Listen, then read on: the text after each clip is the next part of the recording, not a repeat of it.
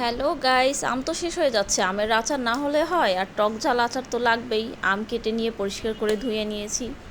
কড়াইতে সরিষার তেল দিয়েছি, সরিষা বাটা, আর এর সাথে রসুন থেতলে নিয়েছি।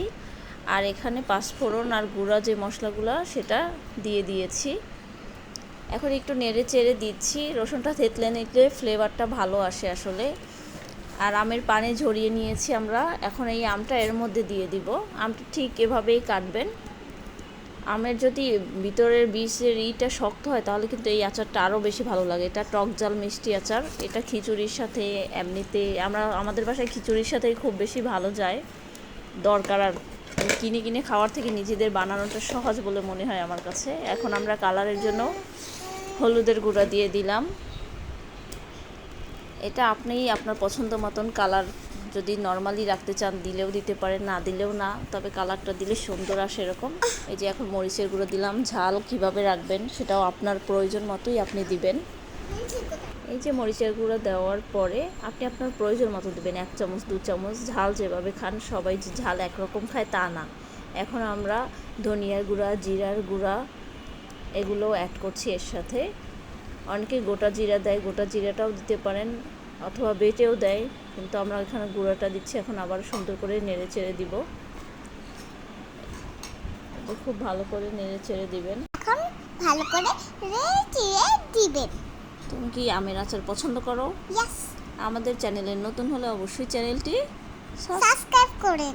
আমাদের পেজ থেকে ফলো দিবেন, লাইক শেয়ার শেয়ার কমেন্ট করতে ভুলবেন না।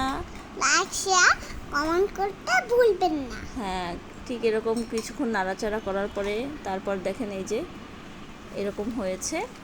এখন আমরা চিনি অ্যাড করার পালা। এই সময় মিষ্টিটা আপনি কিভাবে দিবেন, কতটা দিবেন সেই অনুযায়ী মিষ্টিটা দিবেন। আমরাও আমাদের প্রয়োজন মতো চিনিটা অ্যাড করছি। এই যে এখানে অনেকে গুড় দিয়ে বানায়, গুড় দিয়েও বানাতে পারেন, তাহলে আর একটা আলাদা ফ্লেভার ছড়াবে, কিন্তু আমরা চিনিটাই দিচ্ছি। চিনির পরিমাপটাও নিজেদের মতো দিবেন। আমরা টক ঝাল মিষ্টি তিনটা মানে স্বাদই অন্যরকম করে রাখছি, যে কোনোটা বেশি কোনোটা কম সেরকম না, সবটাই মানে থাকবে এরকম। এখন ভালো করে নেড়ে চেড়ে দিয়ে আবার নেড়ে ছেড়ে দিব ভালো করে। এখন কিন্তু পানি ছেড়ে দিবে, চিনিটা দেওয়ার পরে দেখবেন অনেকটা পানি ছেড়ে দিবে। তাই একটু পর পর একটু নাড়বেন যাতে নিচে মানে লেগে না যায়। নিচে লেগে গেলে কিন্তু ভালো লাগবে না, আচারের মজাটা নষ্ট হয়ে যাবে একদম।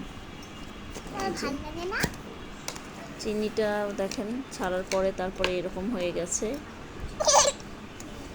এখন আবারও হালকা করে নেড়ে চেড়ে দেবেন। আমটা কিন্তু গলে গেছে অলরেডি। আমটা এরকম 2-1টা আস্তে আস্তে থাকবে আর 2-1টা গলে গলে যাবে।